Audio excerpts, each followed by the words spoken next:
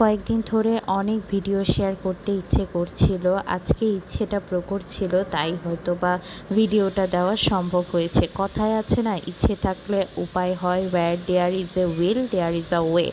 যাই হোক, এই ভিডিওটা ছিল সেই ঈদের, মানে রোজার ঈদে, ঈদ উল ফিতরের সময়। তখন আম্মু আমাদের জন্য কিছু জুয়েলারি কিনেছিল, আমি, আমার বোন, আমার দুই বোন, মেছো বোন, ছোটো বোন, ওদের জন্য। তো এই জুয়েলারিগুলোর ক্লিপই আমি শেয়ার করছি, যেমন এই ব্রেসলেটটা, তারপরে কানের দুলটা, মালাটা, এটা একটা সেট ছিল, তারপরে মেহেদি ছিল, আর কিছু গিফট আইটেম শেয়ার করছি। এই যে হোয়াইট ব্রেসলেটটা, এর সাথে ছিল হিজাবের পিনগুলো।